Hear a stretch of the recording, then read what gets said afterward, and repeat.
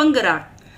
Perkenalkan, nama saya adalah Agus Hartika Silaban. Saya adalah calon guru penggerak angkatan 5 dari Kabupaten Labuhan Batu Utara, Provinsi Sumatera Utara. Kali ini saya akan menjelaskan koneksi antar materi pada modul 31, yaitu pengambilan keputusan berbasis nilai-nilai kebajikan sebagai pemimpin. Jadi yang mau dihubungkan di sini adalah Pratap Triloka Ki Hajar Dewantara dengan pengambilan keputusan. Di mana kita tahu Pratap Triloka Ki Hajar Dewantara itu adalah Ing Ngarso Songtulodo, Ing Madya Mangunkarso, dan juga Tut Wuri Handayani. Dan kemudian dalam hal ini jika dikaitkan, jadi sebagai seorang guru harus mampu menghasilkan keputusan-keputusan yang benar dan baik, karena memang ke depannya itu keputusan ini yang akan menjadi contoh ataupun teladan, baik itu terhadap teman sejawat ataupun terhadap murid. Kemudian keputusan yang diambil guru itu haruslah memang benar-benar berpihak kepada murid dan mampu membangkitkan semangat murid dalam belajar. Keputusan yang diambil oleh seorang guru haruslah mampu mendorong cara belajar murid agar murid tersebut dapat berkembang sesuai dengan minat, profil belajar dan juga kesiapan belajar murid. Nah, untuk itu diharapkan guru dapat mengambil sebuah keputusan yang tepat sesuai dengan Pratap Triloka Ki Hajar Dewantara ini dalam menjalankan tugas sebagai seorang guru. Harus mampu menjadi teladan di depan dan juga sebagai motivator di tengah dan juga sebagai pendorong di belakang. Kemudian nilai-nilai yang tertanam dalam diri kita sangatlah berpengaruh kepada prinsip-prinsip dalam pengambilan suatu keputusan. Tepat tidaknya keputusan yang diambil, tentu nilai-nilai kepribadian dan kecakapan akan turut memberikan pengaruh dalam pengambilan sebuah keputusan. Jika pengambilan keputusan memiliki kepribadian dan kecakapan yang baik, tentu keputusan yang diambil juga baik. Demikian sebaliknya, jika seorang pembuat keputusan itu tidak atau bahkan belum memiliki kepribadian yang baik, maka keputusan yang diambil juga akan menjadi kurang baik. Pengambilan keputusan berkaitan erat dengan kegiatan coaching, di mana kita tahu bahwa coaching itu adalah keterampilan yang sangat penting dalam menggali potensi seseorang, baik itu berasal dari kita sendiri ataupun dari diri orang lain. Di mana di dalam modul sebelumnya kita sudah pelajari bagaimana melakukan kegiatan coaching, yaitu dengan menggunakan alur tirta, jadi mengalir seperti air, di mana di dalam kegiatan coaching itu, seorang coach itu harus memiliki 3 kompetensi. Yang pertama, harus mampu hadir penuh selama kegiatan coaching. Kemudian harus bisa menjadi seorang pendengar yang baik ataupun pendengar yang aktif, dan tentunya mampu memberikan pertanyaan-pertanyaan yang berbobot, yang mampu menggali potensi yang ada di dalam diri seorang coach. Jadi dalam hal ini alur tirta bisa digunakan dalam sebuah pengambilan keputusan sebagai evaluasi terhadap diri kita sendiri, di mana bisa menggali potensi diri yang mampu mengatasi masalah ataupun yang sedang membutuhkan solusi dari dilema yang kita alami. Kemampuan guru dalam mengelola dan menyadari aspek sosial emosionalnya dalam memberi pengaruh terhadap pengambilan suatu keputusan, khususnya masalah dilema etika.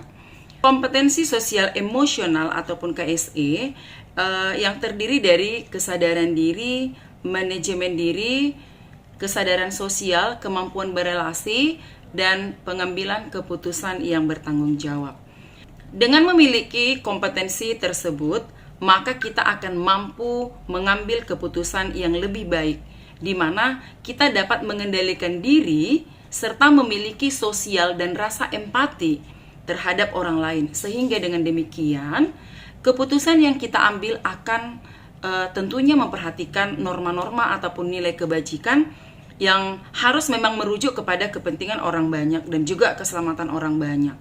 Kemudian bahasan selanjutnya adalah bagaimana pembahasan studi kasus yang fokus pada masalah moral ataupun etika kembali kepada nilai-nilai yang dianut seorang pendidik.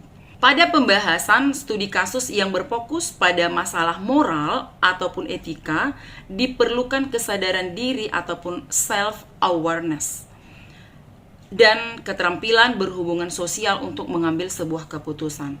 Jadi kita dapat menggunakan 9 langkah konsep dalam pengambilan sebuah keputusan dan pengujian keputusan, terutama pada uji legalitas untuk menentukan apakah masalah tersebut termasuk dalam sebuah dilema etika ataupun termasuk dalam bujukan moral. Nah, tentu kita tahu bahwasanya jika benar versus benar maka itu adalah sebuah kasus dilema etika. Dan jika benar versus salah maka hal tersebut adalah merupakan suatu kasus bujukan moral.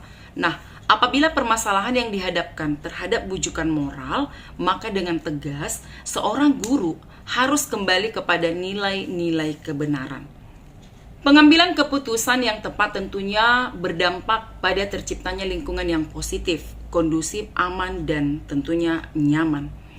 Pengambilan keputusan yang tepat adalah suatu keputusan yang diambil dengan mempertimbangkan secara matang-matang, dengan kesadaran penuh, serta melalui tahapan-tahapan yang di dalamnya terkandung kajian yang begitu mendalam. Apabila keputusan itu diambil berdasarkan nilai kebajikan, tentu akan memberikan dampak yang positif bagi lingkungan, sehingga akan tercipta lingkungan yang positif, kondusif, dan aman. Karena memang nilai kebajikan merupakan sebuah kebenaran yang berlaku secara universal dan umumnya akan berpihak kepada kepentingan orang banyak. Dan dalam hal ini, jika dikaitkan dalam pembelajaran, kepentingan murid. Selanjutnya, apakah kesulitan-kesulitan ataupun tantangan yang saya rasakan dalam menjalankan sebuah keputusan ataupun dalam mengambil sebuah keputusan? Tentunya tantangan itu adalah ketika keputusan itu bertentangan dengan sebuah aturan ataupun kesepakatan. Ada sebuah kekhawatiran yang muncul dari saya sendiri ataupun dari lingkungan sekitar ataupun orang lain, bahwasanya dalam mengambil keputusan tersebut kesannya akan mengabaikan atau bahkan menabrak aturan ataupun keadilan yang telah ditetapkan. Karena memang secara umum, paradigma di masyarakat dalam mengambil sebuah keputusan itu masih mengedepankan aturan. Dalam kasus dilema etika, pada dasarnya apapun keputusan yang kita ambil dapat dibenarkan secara moral. Akan tetapi perlu memperhatikan prinsip-prinsip dalam pengambilan sebuah keputusan. Kita harus berpikir hasil akhir dari keputusan yang kita buat. Jadi kita juga harus melihat peraturan-peraturan yang mendasari keputusan yang akan kita ambil. Jadi berpikir berbasis peraturan, rule based thinking, serta kita harus menciptakan lingkungan yang positif, kondusif, dan aman sesuai dengan prinsip berpikir berbasis peduli ataupun care based thinking. Jadi dalam mengambil suatu keputusan ini memang harus mempertimbangkan cara berpikir, baik itu dalam end based thinking, rule based thinking, ataupun care based thinking. Pengaruh pengambilan keputusan yang kita ambil ini dengan pengajaran yang memerdekakan murid-murid kita. Dalam sebuah pembelajaran tentu kita memutuskan bagaimana pembelajaran itu akan kita lakukan. Mulai dari strategi, penilaian, metode, bahan ajar, dan lain sebagainya. Tentu keputusan yang kita ambil ini jelas memiliki pengaruh kepada murid-murid kita. Maka dari itu, hendaknya kita mendesain pembelajaran memang benar-benar mengakomodir kebutuhan siswa yang berbeda-beda ataupun yang kita kenal dengan pembelajaran berdiferensial. Seorang pemimpin pembelajaran dalam mengambil sebuah keputusan dapat mempengaruhi kehidupan ataupun masa depan murid-muridnya. Guru adalah pemimpin pembelajaran sebagai pamong yang diibaratkan seorang petani yang menyemai benih. Benih tersebut akan tumbuh subur apabila dirawat. Demikian halnya siswa. Jika siswa itu kita rawat, kita berikan perhatian, kita berikan kasih sayang, kita ajari, maka dia akan tumbuh menjadi pribadi yang baik. Akan menjadi orang ataupun insan yang bahagia, yang nantinya dia akan mendapatkan prestasi, dan dia akan memperoleh kehidupan yang baik. Dan sebagai guru, kita harus memperlakukan murid-murid kita layaknya seorang petani memperlakukan tanaman-tanamannya. Bagaimana petani ingin menghasilkan panen yang baik, begitu juga jika kita ingin menuai kebaikan ataupun hasil panen dari murid kita, kita harus dapat memperlakukannya dengan baik. Mulai dari menanam, menyiram, menyiangi, memupuk, membuang hama-hama, sampai menghasilkan panen yang baik. Kesimpulan akhir yang dapat saya tarik dari pembelajaran modul ini adalah seorang pemimpin harus memiliki nilai pribadi yang baik sehingga mampu mengambil keputusan yang baik pula. Dalam kasus yang dilematis, seorang pemimpin dalam mengambil sebuah keputusan harus berpihak kepada kepentingan orang banyak, bukan kepentingan pribadi, dengan mengedepankan nilai-nilai kebajikan. Pengambilan keputusan adalah suatu kompetensi ataupun skill yang harus dimiliki oleh guru dan harus berlandaskan kepada filosofi Ki Hajar Dewantara yang dikaitkan sebagai pemimpin pembelajaran. Kemudian pengambilan keputusan harus berdasarkan pada budaya positif dan menggunakan alur bagja yang dapat mengantarkan pada lingkungan yang positif, kondusif, aman, dan nyaman ataupun well-being. Kemudian dalam pengambilan sebuah keputusan, guru harus mampu memiliki kesadaran penuh ataupun mindfulness untuk menghantarkan murid-muridnya menuju profil pelajar Pancasila.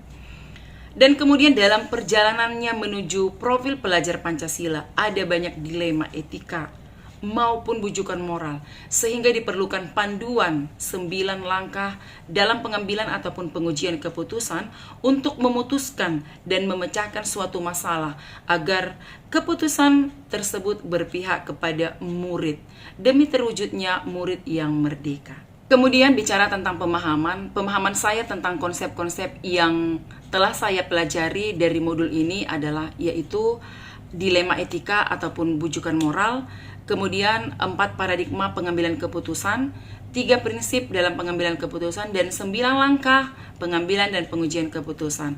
Nah, adakah hal-hal di luar dugaan saya? Tentu, saya pernah menerapkan pengambilan keputusan sebagai pemimpin dalam situasi moral dilema. Secara umum pengambilan keputusan ini tanpa adanya pendekatan ataupun teori tertentu, namun dilakukan karena adanya rasa peduli, adanya rasa belas kasihan terhadap murid. Kemudian jika dibandingkan dengan modul ini, sebenarnya terjadi kemiripan. Namun pada modul ini dijelaskan dengan lengkap mulai dari definisi, paradigma, prinsip hingga 9 langkah dalam pengujian pengambilan keputusan. Dampak mempelajari konsep ini buat saya pribadi, perubahan yang terjadi tentunya ada. Kalau dulu dalam membuat sebuah keputusan tanpa harus mempertimbangkan paradigma dalam membuat keputusan dan tentunya pengujian keputusan juga belum ada, namun setelah mempelajari modul ini saya benar-benar tahu bagaimana membuat sebuah keputusan yang baik yang tentunya harus merujuk kepada 4 paradigma dalam pengambilan keputusan, 3 prinsip, dan juga 9 langkah pengambilan dan pengujian keputusan. Jadi memang keputusan yang akan kita ambil itu atau keputusan yang akan diputuskan itu haruslah memang benar-benar teruji dan memang supaya tidak salah. Kemudian perubahan yang terjadi pada diri saya adalah bagaimana mengedepankan keputusan ini berpihak kepada kepentingan murid serta mengedepankan nilai-nilai kebajikan. Yang terakhir adalah seberapa pentingkah modul ini bagi saya, baik sebagai individu ataupun sebagai pemimpin. Modul ini tentu sangat penting karena memang modul ini mengantarkan saya bagaimana dapat berpikir secara bijaksana dan penuh kesadaran dan kebijaksanaan dalam mengambil sebuah keputusan yang tentu mengedepankan kepentingan murid ataupun kepentingan orang banyak, yang tentunya juga saya selalu dihadapkan dengan situasi yang dilematis tentunya. Tetapi dengan mempelajari modul ini, saya akan lebih mudah untuk mengambil sebuah keputusan-keputusan yang akan terjadi di kemudian hari.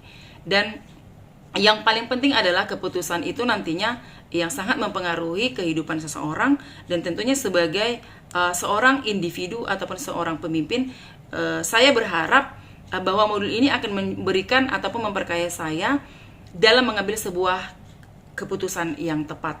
Demikian penjelasan saya tentang koneksi antar materi pada modul 31 dan juga dikaitkan dengan modul-modul sebelumnya yang ada pada LMS. Saya akhiri dengan ucapan terima kasih, salam dan bahagia, salam guru penggerak.